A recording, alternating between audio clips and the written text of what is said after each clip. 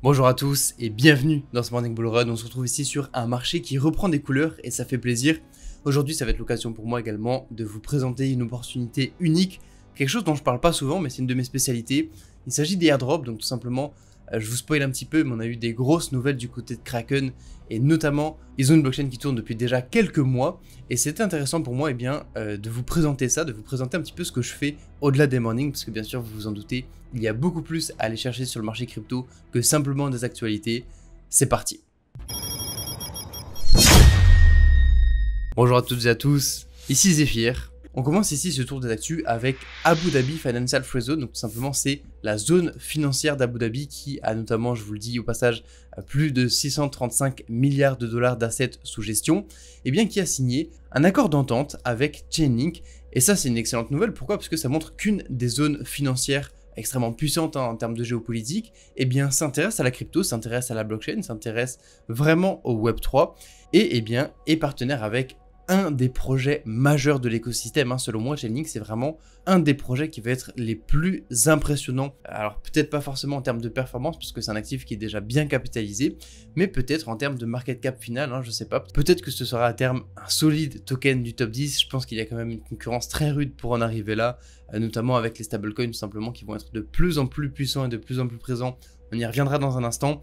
Mais vous voyez que ici on a vraiment quelque chose qui est en train de se jouer. Vous voyez qu'en termes d'institutionnalisation, on a vraiment de plus en plus de choses qui sont en train d'être mises en place. Chaque jour, on voit ensemble un nouvel acteur qui s'intéresse à Chainlink, qui s'intéresse au stablecoin, qui s'intéresse à Bitcoin, à Ether. On a des ETF. On a vraiment de plus en plus de choses, de plus en plus d'acteurs qui sont au même endroit, au même moment. Et donc forcément, il y a de l'incertitude.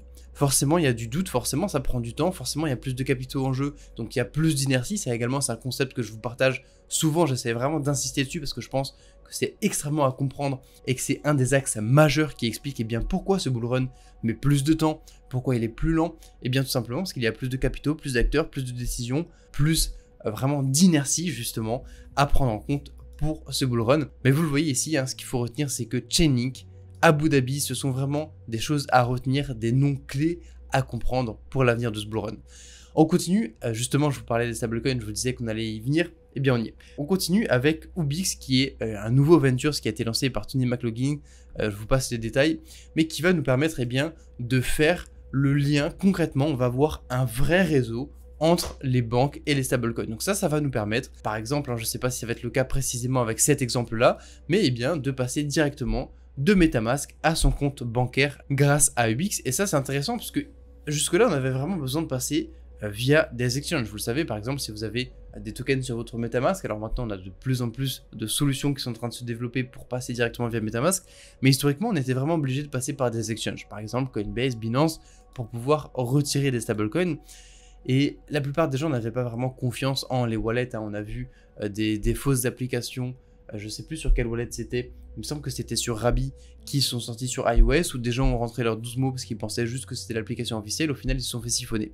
Donc ça, ce sont des choses qui arrivent, donc on a vraiment encore un enjeu de confiance à aller chercher sur le marché crypto, on a vraiment plusieurs choses à continuer à construire, mais ici vous voyez qu'on a vraiment un réseau entre des banques et vraiment ces stablecoins qui sont en train d'être mis en place. Ça c'est une excellente nouvelle, on avait déjà des choses comme MoonPay et Barrage comme c'est souligné ici, mais voilà, on a vraiment quelque chose d'encore plus puissant, d'encore plus fondamental et encore plus stable et sécurisé qui est en train de se mettre en place, et ça c'est une excellente nouvelle. D'ailleurs ces stablecoins ils sont extrêmement importants parce que c'est vraiment la liquidité dans votre portefeuille, c'est vraiment la porte d'entrée pour le retail pour acheter de la crypto. Donc normalement j'imagine que si vous regardez ça, c'est que vous en avez au moins un tout petit peu, mais est-ce que vous saviez que vous pouvez les faire travailler avec des intérêts, que ce soit en finance décentralisée, donc ça peut être via différents moyens, via du lending borrowing, via également des pools de liquidité. Il y a vraiment beaucoup de moyens différents de faire de l'argent avec les stablecoins.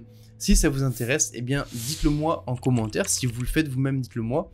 Ça peut être intéressant pour moi de vous faire un contenu sur le sujet, vraiment de comprendre comment on peut faire travailler la partie qui est censée être stable de son capital, parce que tout au long du bull run, normalement, vous allez prendre des profits, et ces profits, vous allez probablement les prendre en stablecoin. Si au fur et à mesure que vous prenez des profits, en même temps, ces profits, vous êtes capable de les faire travailler à 5, 10, 15% par an, là, vous pouvez aller chercher des résultats encore plus exceptionnels après un bull run, et notamment quand on sait qu'on peut aller chercher peut-être encore plus que 10, 15% par an Alors bien sûr, il y a une notion de risque qu'il faut être prêt à prendre. Mais voilà, je vous en dis pas plus, dites-moi dans les commentaires si ça vous intéresse et si vous voulez qu'on creuse le sujet. Et de notre côté, on continue avec vraiment la nouvelle que je voulais vous partager, c'est Kraken qui est en train d'étudier la possibilité de lever 1 milliard de dollars. Auprès de qui? Auprès, eh bien, de Goldman Sachs, mais également de JP Morgan. Et ça, c'est vraiment puissant parce que, encore une fois, si on avait besoin de vous apporter une preuve de plus, je pense qu'on a déjà suffisamment fait le taf de ce côté-là. Mais on a vraiment les plus grosses institutions de ce monde qui sont en train d'arriver dans la crypto. Et ça, c'est vraiment puissant parce que, on vous le répète, on vous le dit chaque jour, hein, sur Telegram, sur YouTube, sur plusieurs réseaux, que le bull run sera institutionnel et est institutionnel d'ailleurs. Et bien maintenant qu'on a compris ça, la question c'est vraiment comment on profite de cette institutionnalisation du marché. Quelle est l'opportunité à aller chercher là-dedans? Il faut comprendre que Kraken c'est un des plus gros exchanges sur le marché. Concrètement c'est un des concurrents de Binance. Et pour eux, lever 1 milliard de dollars, c'est immense. Donc vous voyez, Kraken prépare son entrée en bourse dès le premier trimestre de l'année prochaine. Donc on a vraiment beaucoup de choses, ils sont vraiment en train de build, en train de construire énormément de choses, un petit peu comme nous au sein de Taurus Analysis. Mais ce qu'il faut retenir, c'est que ici, pour nous, ça va être une opportunité. Pourquoi? Puisque s'il y a 1 milliard de dollars qui sont levés, ça va valoriser plusieurs projets qui sont liés à Kraken beaucoup plus haut, et notamment le projet Inc. Inc, qu'est-ce que c'est? C'est la blockchain de Kraken. Vous le savez probablement, mais Binance, par exemple, a une blockchain qui a été créée par eux, hein, qui est vraiment en lien avec Binance, notamment via le token BNB. Et cette blockchain, c'est la BNB Smart Chain. Et bien ici, on a vraiment la même chose, mais du côté de Kraken. On a Inc, qui est une blockchain et qui potentiellement va avoir un token. Et le jour où il y aura un token, et bien potentiellement, il y aura un airdrop. Qu'est-ce que c'est un airdrop? C'est tout simplement quand un projet crypto, et bien justement, il va lancer son token, sa crypto, et bien, il va en donner parfois une partie à ses utilisateurs les plus fidèles en guise de marketing. Et ça, forcément, il y a des personnes qui l'anticipent, des personnes qui vont chasser l'airdrop en arrivant sur les nouveaux projets qui n'ont pas encore de token. Et ça peut vraiment être une opportunité à plusieurs milliers, plusieurs dizaines, voire même plusieurs centaines de milliers de dollars. Et donc ici, si on a un projet qui est en lien direct avec Kraken, Kraken qui lève 1 milliard de dollars supplémentaires, et bien sûr dans l'hypothèse où on a un airdrop à la fin, et bien on est potentiellement sur une opportunité vraiment exceptionnelle. Moi, c'est un projet que je vais commencer à farmer. Bien sûr, rien n'est garanti, il est possible qu'on n'ait pas de token là-dessus, mais que voulez-vous? C'est le jeu sur les marchés financiers, il faut savoir prendre des risques, il faut savoir prendre du temps, s'impliquer, se mouiller, si je puis dire, et au final, eh bien, on voit si ça paye ou non, et c'est en répétant ce genre d'action sur le long terme, inlassablement, qu'on est capable, eh bien, vraiment d'exploser ses performances sur les marchés financiers et d'aller chercher les résultats que les autres ne sont pas capables d'aller chercher. Voilà pour cette partie sur les actus les Taurus, j'espère que ça vous a plu. Si vous voulez en savoir plus, eh bien, sur les airdrops, sur la finance décentralisée, mais aussi sur l'invest et la vision crypto en général, eh bien, ça se passe directement sur le canal Telegram qui est en description. C'est le premier lien, c'est gratuit, c'était Zephyr et on se retrouve directement avec Apollo pour un tour sur les graphes, vraiment voir les zones de liquidité, comment aborder le marché crypto d'un point de vue analyse technique. Bonjour les Taurus, ici Apollo, j'espère que vous avez la forme. On a un Bitcoin qui continue de pousser ce matin et sur ce début de semaine.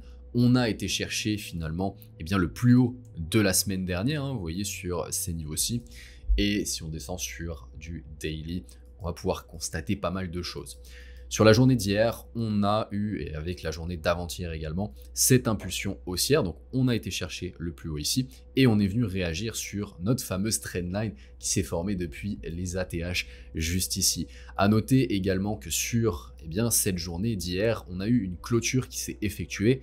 Alors tout juste, mais quand même ça compte, au-dessus des 50% de cette dernière fair value gap baissière de la structure plus court terme sur ces niveaux-ci. Donc on a finalement une inversion potentielle de structure qui est en train de se mettre en place sur ces niveaux et ça c'est extrêmement bullish. Maintenant le fait de réagir sur cette trendline-ci, d'avoir également, vous voyez sur ces points bas, une potentielle trendline de liquidité qui est en train de se dessiner, ça pourrait annoncer tout simplement des prochains mouvements vendeurs sur le court terme, ça ne m'étonnerait pas en tout cas, pour aller chercher cette liquidité justement sur le niveau des 80 000 avant de pouvoir remonter. Le fait de faire ce mouvement-ci en réaction à la trendline, ça permettrait d'accumuler un maximum de liquidité au-dessus pour, une fois qu'on reviendrait chercher ces niveaux, nous permettre de partir d'autant plus vite pour pouvoir casser finalement cette trendline. Donc tout simplement faire ce qu'on appelle un short squeeze sur ces niveaux. Alors maintenant, ce qu'il faut comprendre, c'est que ce n'est pas du tout obligatoire d'aller chercher justement la liquidité en bas du marché. Ce n'est pas parce qu'il y a ces points bas qu'on va forcément y aller et au bout d'un moment, eh bien, on va partir et on va, quoi qu'il arrive, laisser de la liquidité derrière nous. Regardez, on va prendre un exemple très très concret par le passé. Si on regarde à l'extrême justement de ce début de cycle haussier, regardez, ici, on avait cette trendline de liquidité qui s'était formée. On n'a jamais finalement été chercher cette liquidité. Ici, même chose, on avait fait cette trendline, on n'a jamais été chercher ces niveaux. Pareil ici. Vous voyez que ce n'est pas du tout obligatoire. C'est simplement quelque chose qu'il faut prendre en compte. On a cette liquidité disponible sur le marché, on est assez proche de cette liquidité, on est en train de réagir sur la résistance dynamique, donc la probabilité d'aller chercher cette liquidité pour ensuite potentiellement remonter, ou alors carrément faire un nouveau plus bas, c'est possible aussi, on en a déjà parlé, eh bien cette probabilité, elle n'est pas nulle, ok? Elle est même relativement élevée. Avant de passer à Ethereum, les touristes, je vous coupe 5 secondes si vous voulez récupérer un maximum de valeur sur tous les aspects du trading qui peuvent énormément vous apporter dans vos investissements, notamment l'analyse technique, l'analyse fondamentale, la gestion de capital, la psychologie bien sûr, qui s'applique à tous les marchés. Eh bien, vous pouvez récupérer cette valeur gratuitement dans le canal Telegram Trading d'Apollo Taurus. Le lien est en description de la vidéo. Au niveau d'Ethereum, on a finalement un Ether qui suit de près Bitcoin. On a été chercher également ici le point haut de la semaine précédente. Et si on descend sur du daily, on va voir qu'on est venu clôturer au-dessus de ce niveau. Et ça, c'est vraiment très intéressant. On a formé de la fair value gap sur ces niveaux-ci. Et on a tout de même laissé derrière nous, comme sur Bitcoin, cette trendline de liquidité qu'on pourrait venir chercher assez facilement jusqu'aux 1800, 1700 $. Donc venir chercher cette liquidité sur le court terme avant de pouvoir remonter, ça c'est quelque chose d'extrêmement possible, d'extrêmement probable. Au niveau du market cap des alts hors top 10, c'est la même histoire finalement. On a été chercher le point haut de la semaine précédente. On va directement descendre en daily. Vous voyez qu'on est potentiellement en train de casser la trendline qu'on avait tracée ensemble sur ces niveaux-ci. Donc ça, c'est plutôt bullish. Même chose, on a laissé tout de même cette trendline de liquidité derrière nous. Donc on pourrait aller chercher cette liquidité. Ce n'est pas obligatoire, encore une fois. Et on est en train de réagir, vous voyez, sur les 50% de notre zone de résistance, qui est la zone grise juste ici sur la journée d'hier. On a parfaitement bien réagi sur ces niveaux-ci. Si Bitcoin et Ethereum se maintiennent au-dessus et continuent de pousser à la hausse, forcément les altcoins vont suivre. Ici, on a une belle zone d'order block pour pouvoir prendre appui sur ces niveaux, pour pouvoir repartir sur des plus hauts. Maintenant, on garde en tête qu'on a également cette résistance dynamique qui nous fait de l'œil sur ces niveaux-ci. Il va falloir aller chercher ce niveau. Ça ne va pas être de tout repos et on peut très clairement s'attendre à un rejet de cette zone avant de pouvoir la casser dans tous les cas. Avant de se quitter les Taurus, restez bien connectés parce qu'il y a ce soir à 18 h l'épisode 4 de notre formation trading qui arrive sur YouTube. Ça va être juste exceptionnel. Si vous n'avez pas vu les épisodes précédents, je vous le recommande fortement pour suivre l'aventure avec nous. Abonnez-vous, activez la cloche des notifications pour être certain de ne pas manquer les prochains épisodes, les prochaines vidéos de la chaîne. Laissez-nous également un like à cette vidéo si elle vous a plu. Je vous souhaite une magnifique matinée, je vous dis à tout à l'heure. C'était Apollo. Ciao, ciao.